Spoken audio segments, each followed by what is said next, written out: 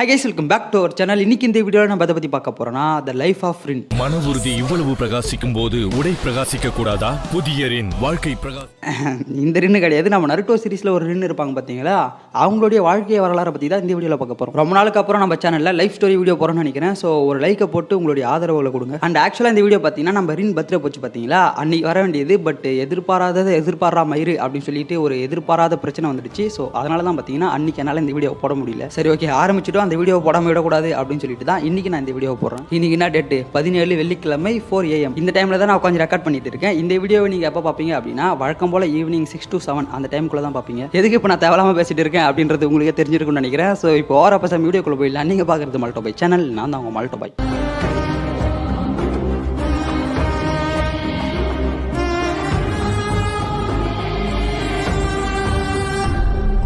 The life of Rin. Leaf வில்லேஜில் இருக்கக்கூடிய நொஹாரா கிளானை சேர்ந்தவங்க தான் நம்ம ரின். ரின்னோட பேரண்ட்ஸை பற்றி பெருசாக எதுவுமே சொல்லியிருக்க மாட்டாங்க. ஸோ லீஃப் வில்லேஜில் பிறந்த நம்ம ரின் அகாடமியில் கிராஜுவேட் ஆகலாம் அப்படின்னு சொல்லிட்டு அகாடமியில் போயிட்டு ஜாயின் பண்ணுறாங்க. ரின்னோட சின்ன வயசுலேருந்தே நம்ம ஒபிட்டோ கக்காஷிலாம் ரின்னுக்கு ஃப்ரெண்டாக இருந்திருப்பாங்க. பட் இந்த அகாடமியில் ஜாயின் பண்ணலாம்னு சொல்லிட்டு போகும்போது நம்ம ஒபிட்டோ பார்த்தீங்கன்னா கொஞ்சம் லேட்டாக வந்திருப்பாரு. பட் அவருக்கு பதிலாக நம்ம ரின்னே அவருக்கான அப்ளிகேஷனை வாங்கி வச்சிருப்பாங்க. ஒபிட்டோ லேட்டாக வந்துட்டேன்னு கவலைப்படாத, உனக்கான அப்ளிகேஷனை நானே வாங்கி வச்சிட்டேன் அப்படின்னு சொல்லிட்டு நம்ம ரின் ஒபிட்டோவுக்கு அந்த அப்ளிகேஷனை கொடுக்குறாங்க. அதன் பிறகு அகாடமியில் ஜாயின் பண்ண எல்லாருக்குமே ஒரு டெஸ்ட் வைப்பாங்க. அந்த டெஸ்ட்டில் நம்ம ஒபிட்டோ ஃபெயில் ஆயிடுவார். பட் கக்காஷி பாஸ் ஆயிடுவான். கக்காஷி பாஸ் ஆனதுக்கு அப்புறமா தான் ஒபிட்டோ ரின் எல்லாருமே பாஸ் ஆவாங்க. ஸோ அகாடமியில் கிராஜுவேட் ஆன எல்லாருமே ஒரு டீமில் போடுவாங்க இல்லையா, அந்த மாதிரி நம்ம ரின் யாரோட டீமில் போயிட்டு ஒரு மெம்பராக சேர்றாங்கன்னா நம்ம மினல் முரளி மினட்டோ. இதே டீமில் தான் ஒபிட்டோ அண்ட் கக்காஷி ரெண்டு பேருமே இருக்காங்க. எடுத்தோடனே நம்ம மினட்டோ அந்த பெல் டெஸ்ட் தான் வைப்பாரு. பட் அந்த பெல் டெஸ்ட்டில் பார்த்தீங்கன்னா இவங்க 3 பேராலையும் நம்ம மினட்டோவை தொட முடியாது. நம்ம 3 பேரும் டீமாக சேர்ந்து மட்டும்தான் மினட்டோ கிட்ட இருக்கக்கூடிய பெல் எடுக்க முடியும் அப்படின்னு சொல்லிட்டு இவங்க 3 பேரும் டீமாக செயல்படுறாங்க. இதை பார்த்து நம்ம மினட்டோ பரவாயில்லையே 3 பேரும் டீமாக சேர்ந்து செயல்படுறீங்க, உங்களுடைய அப்ரோச் எனக்கு பிடிச்சிருக்கு அப்படின்னு சொல்லிட்டு இவங்க 3 பேருமே நம்ம மினட்டோ அவருடைய டீமில் சேர்த்துக்கிறாரு. இதன் பிறகு தான் ஜூனியர் எக்ஸாமோட ஃபர்ஸ்ட் ரவுண்ட் ஸ்டார்ட் ஆகுது. அந்த எக்ஸாமில் நம்ம ரின்னோட சேர்த்து கக்காஷி அண்ட் ஒபிட்டோ ரெண்டு பேருமே பாஸ் ஆகுறாங்க. இதுக்கு அடுத்து செகண்ட் ரவுண்ட். அந்த ரவுண்டோட பேரு த ஃபாரஸ்ட் ஆஃப் டெத். இந்த ரவுண்ட் ஸ்டார்ட் ஆகும்போது நம்ம ஒபிட்டோ கரெக்டான டைமுக்கு வந்திருக்க மாட்டாரு. ஸோ அதனாலே பார்த்தீங்கன்னா இவங்க ரெண்டு பேரும் கொஞ்சம் காண்டில் தான் இருப்பாங்க. பிகாஸ் இவங்க ரெண்டு பேரும் உள்ள அமைச்சிருக்க மாட்டாங்க. ஸோ கொஞ்ச நேரத்துக்கு அப்புறமா தான் நம்ம ஒபிட்டோ அந்த இடத்துக்கு வந்திருப்பாரு. அதன் பிறகு இந்த ரவுண்டுமே ஸ்டார்ட் ஆகும். பட் அப்போ தான் நம்ம மைட் கேயோட டீம் இருக்கு பார்த்தீங்களா,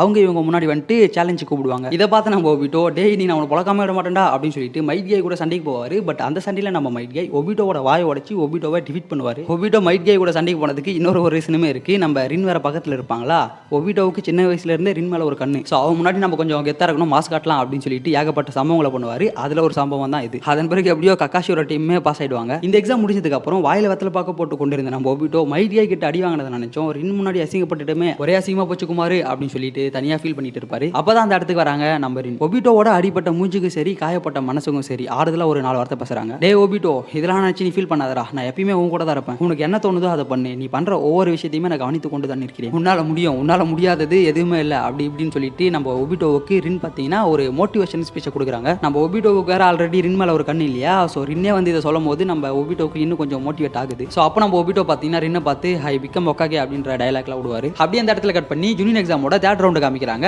அந்த ரவுண்டு 1 vs 1 ஃபைட்டாக தான் இருக்கும். ஸோ அந்த ரவுண்டில் பார்த்தீங்கன்னா நம்ம ஒபிட்டோவுக்கும் மைட் கேய்க்கும் ஃபைட் நடக்குது. ஆல்ரெடி நம்ம மைட் கே ஒபிட்டோவை டிஃபீட் பண்ணியிருக்காரு, அதுவும் ரின்னோட கண்ணு முன்னாடியே. இந்த மேட்சுமே நம்ம ரின் பக்கத்தில் இருந்து தான் பார்த்துட்டு இருப்பாங்க. ஸோ இப்பயாச்சும் நம்ம ஒபிட்டோ மைட் கேயை டிஃபீட் பண்ணுவார் அப்படின்ற மாதிரி நம்ம பார்த்துட்டு இருப்போம். பட் அதுதான் கிடையாது. இப்பயுமே நம்ம மைட் கே தான் ஒபிட்டோவை டிஃபீட் செய்கிறார். இந்த ஃபைட் முடிஞ்சதுக்கு அப்புறம் ஃபைனல் ஃபைட் நம்ம கக்காஷிக்கும் மைட் கேய்க்கும் நடக்குது. அப்போ நம்ம கக்காஷி மைட் கே அடிச்சு அவரை டிஃபீட் பண்ணி அந்த ஃபைட்ல வின் பண்றாரு. இதை பார்த்து நம்ம ரின்னுக்கு ஒரே குஷி. ஸோ அவங்க பார்த்தீங்கன்னா என்ஜாய் பண்ணிட்டு இருப்பாங்க. பட் இதெல்லாம் பார்க்குற நம்ம ஒபிட்டோவுக்கு தான் அந்த அளவுக்கு அதில் விருப்பம் இல்லை. பிகாஸ் ரின் அவருடைய ஆள் இல்லையா. ஸோ இந்த ஜூனியர் எக்ஸாம்லையுமே பார்த்தீங்கன்னா நம்ம கக்காஷி தான் ஃபர்ஸ்ட்டாக பாஸ் ஆவார். அந்த பக்கம் வழக்கம் போல நம்ம ஒபிட்டோ தனியாக ஃபீல் பண்ணிட்டு இருக்கு. அப்போ நம்ம ரின் ஒபிட்டோ கிட்ட போய் பேசுவாங்க. டே ஒபிட்டோ, நான் உங்ககிட்ட ஒரு விஷயம் சொல்றேன், அது யார்கிட்டயுமே சொல்லாத, ரொம்ப சீக்ரெட். கரெக்டாக நான் சொல்ற டைமுக்கு செரி ப்ளோசம் ட்ரீ கிட்ட வந்துரு அப்படின்ற மாதிரி நம்ம ரின் ஒபிட்டோ கிட்ட சொல்றாங்க. இதை கேட்ட நம்ம ஒபிட்டோ ஹஹா ரின்னுக்கும் நம்ம மேல ஒரு கண்ணு போலியே, அதை சொல்றதுக்கு தான் அந்த இடத்துக்கு கூப்பிடுறா அப்படின்ற மாதிரி எல்லாத்துக்குமே ப்ரிப்பேர் ஆகுறாரு. ஐ மீன் ஒபிட்டோட மனசுக்குள்ள இருக்கிற காதலை ரின் கிட்ட சொல்லலாம் அப்படின்னு சொல்லிட்டு ரெடி ஆகுறாரு. கரெக்டா அந்த டைமுக்கு அந்த இடத்துக்கு போன நம்ம ஒபிட்டோவுக்கு ஒரு மிகப்பெரிய அதிர்ச்சி. பிகாஸ் நம்ம ஒபிட்டோ அவருடைய மனசுக்குள்ள இருக்கக்கூடிய காதலை ரின் கிட்ட சொல்லலாம் அப்படின்னு சொல்லிட்டு தான் அந்த இடத்துக்கு போவாரு. அதுவும் ரோஸ்லாம் வாங்கிட்டு போவாரு. பட் அதுக்கு முன்னாடி நம்ம ரின் ஒபிட்டோ கிட்ட என்ன சொல்லுவாங்க அப்படின்னா, நம்ம கக்காஷி இந்த மாதிரி எக்ஸாம்ல பாஸ் ஆயிட்டேன் இல்லையா, ஸோ அதை செலிப்ரேட் பண்றதுக்காக தான் நான் உன்னை இங்க வர சொன்னேன் அப்படின்ற மாதிரி சொல்லுவாங்க. இதை கேட்ட நம்ம ஒபிட்டோட பிஞ்சு மனசு என்ன ஆகியிருக்கும் அப்படின்றத நான் சொல்லி உங்களுக்கு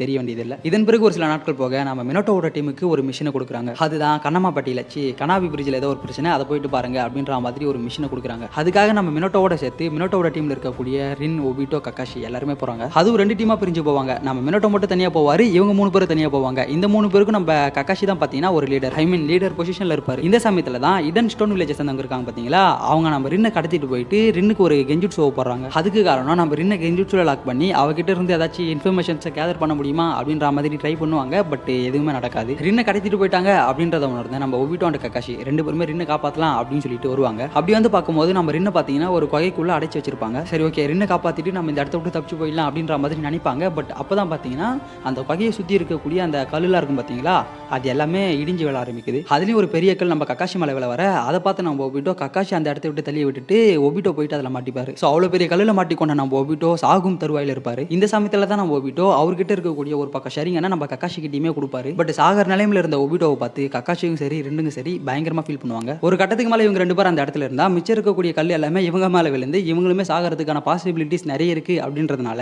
நம்ம ரின்னை அந்த இடத்த விட்டு கூட்டிட்டு போயிடுவாரு. அந்த பக்கம் நம்ம ஒபிட்டோ இறந்து போயிட்டானா அப்படின்னு சொல்லிட்டு பார்த்தோம்னா அதுதான் இல்லை, மாதரா உச்சியா ஒபிட்டோவை காப்பாற்றி ஒபிட்டோவை ரெடி பண்ணி வச்சுட்டு இருப்பாரு. ஸோ இப்படியே சில காலங்கள் போக மறுபடியும் நம்ம ரின்னை ஒரு நாள் கடத்திட்டு போயிடுறாங்க. பட் இந்த வாட்டி கடத்திட்டு போனது மட்டும் இல்லாமல் 3 tailed beast இருக்கு பார்த்தீங்களா, அதை நம்ம ரின்னோட உடம்புக்குள்ள சீல் பண்றாங்க. இதுக்கு நம்ம மாதரா உச்சியாவுமே ஒரு வகையில காரணம் தான். ரின்னை மறுபடியும் கடத்திட்டாங்க அப்படின்றத தெரிஞ்ச உடனே நம்ம கக்காஷி ரின்னை காப்பாற்றலாம் அப்படின்னு சொல்லிட்டு அந்த இடத்துக்கு வருவாரு. அந்த இடத்துல ஏகப்பட்ட பேர் இருப்பாங்க. பட் அவங்க எல்லாருமே நம்ம கக்காஷி அவரால் முடிஞ்ச அளவுக்கு டிஃபீட் பண்ணிட்டு நம்ம ரின்னை பார்த்தீங்கன்னா காப்பாற்றி கூட்டிட்டு வந்துருவாரு. பட் அப்படி வர வழியில நம்ம ரின் கக்காஷியை பார்த்து, கக்காஷி எனக்குள்ள 3 tailed beast சீல் பண்ணிட்டாங்க. ஸோ இப்போ நான் லீஃப் வில்லேஜுக்குள்ள வந்தேன்னா என்னால் லீஃப் வில்லேஜுக்கு ஏதாச்சும் ஆபத்து ஏற்படலாம். ஸோ நீ என்ன பண்றேன்னா இந்த இடத்துல நீ என்ன கில் பண்ணிடு அப்படின்ற மாதிரி கக்காஷி கிட்ட சொல்றாங்க. பட் நம்ம கக்காஷி பார்த்தீங்கன்னா அது எதையுமே கண்டுக்கல. அதெல்லாம் ஒன்றும் பிரச்சனை இல்லை, நீ லீஃப் வில்லேஜுக்கு வா, அங்கே ஒன்று பார்த்துப்பாங்க அப்படின்ற மாதிரி சொல்லிட்டு நம்ம ரின்னை பார்த்தீங்கன்னா கக்காஷி அவரால் முடிஞ்ச அளவுக்கு வேக வேகமாக கூட்டிட்டு போயிட்டு இருக்காரு. பட் மறுபடியும் அந்த எனிமீஸ் அட்டாக்கிங் கூட இருக்கும் பார்த்தீங்களா, அவங்க மறுபடியும் நம்ம கக்காஷி அண்ட் ரின்னை அட்டாக் பண்றாங்க. இதை பார்த்து நம்ம கக்காஷி பயங்கர வெறியாகி ஒருத்த இப்போ வாங்கடா அப்படின்னு சொல்லிட்டு அவருடைய சிடோரி இருக்கு பார்த்தீங்களா, அதை யூஸ் பண்ணி ஏகப்பட்ட பேர் போட்டு தள்ளுறாரு. அப்படி நம்ம கக்காஷி அவருடைய சிடோரி பவர் எடுத்துட்டு போயிட்டு ஒருத்தரை கில் பண்ணலாம் அப்படின்னு சொல்லிட்டு போகும்போது நம்ம ரின் குறுக்கில் வந்து மாட்டிக்கிறாங்க. நம்ம கக்காஷியால சடனாக அதை ஸ்டாப் பண்ணவும் முடியல. ஸோ நம்ம கக்காஷியோட சிடோரி பார்த்தீங்கன்னா கரெக்டாக ரின்னோட வயிற்றுக்குள்ளேயே ஏறுது. அதன் பிறகு என்ன சம்பவ இடத்துலேயே நம்ம ரின் இறந்து போறாங்க. இதை பார்த்து நம்ம கக்காஷியால நம்பவே முடியல. ஸோ அதிர்ச்சியிலேயே பார்த்தீங்கன்னா அவர் மயக்கம் போட்டு கீழே விழுந்துறாரு. இன்னொரு சைடு நம்ம ஒபிட்டோ பார்த்தீங்கன்னா இங்க நடக்கக்கூடிய எல்லாத்தையுமே தூரத்துல இருந்து பார்த்துன்னு இருக்காரு. தான் லவ் பண்ற பொண்ணு தன்னுடைய கண் முன்னாடியே சாகிறத பார்த்த ஒபிட்டோவுக்கு எப்படி இருக்கும். ஸோ பயங்கரமா பார்த்தீங்கன்னா அந்த இடத்துல உடஞ்சு போறாரு. அது மட்டும் இல்லாமல் இந்த இடத்துல தான் நம்ம ஒபிட்டோவுக்கு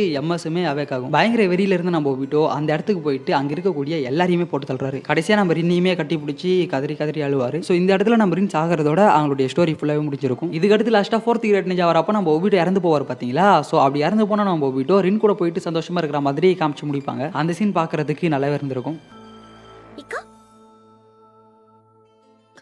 ஸோ கைஸ் நம்ம வீடியோ ரெண்டுக்கு வந்தாச்சு. இந்த வீடியோ உங்களுக்கு பிடிச்சிருந்தா மறக்காம ஒரு லைக் பண்ணிட்டு உங்க ஃப்ரெண்ட்ஸுமே ஷேர் பண்ணுங்க. அண்ட் அது மட்டும் இல்லாமல் நான் வீடியோவில் ஏதாச்சும் தப்பா சொல்லியிருந்தாலும் சொல்ல மிஸ் பண்ணியிருந்தாலும் அதை மறக்காம கீழே கமெண்ட்ஸில் சொல்லுங்க. பார்க்குற எல்லாருமே தெரிஞ்சுக்கிட்டோம். அண்ட் நீங்க இப்போ தான் நம்ம சேனலுக்கு புதுசாக வந்திருக்கீங்க அப்படின்னா மறக்காம நம்ம சேனலுக்கு சப்ஸ்கிரைப் பண்ணி பக்கத்தில் இருக்கக்கூடிய பெல் ஐக்கன் அமைத்தி ஆளில் போட்டுங்க. அப்போ தான் நாங்கள் போடக்கூடிய வீடியோஸ் உங்களுக்கு உடனுக்குடன் நோட்டிஃபிகேஷன் வரும். அண்ட் இதே மாதிரி ஆல்ரெடி நம்ம சேனலில் நிறைய வீடியோஸ் போட்டுருப்போம். சப்போஸ் நீங்கள் அந்த வீடியோ பார்க்கல அப்படின்னா மறக்காம போயிட்டு செக் பண்ணி பாருங்க, நல்லாவே இருக்கும். சரி ஓகே ரைட்டு கைஸ், அடுத்து ஒரு நல்ல வீடியோவில் உங்களையும் சந்திக்கும் வரை உங்ககிட்ட இருந்து விடைபெறுவது உங்கள்கிட்ட பை போயிட்டு வரீங்க. நன்றி, வணக்கம்.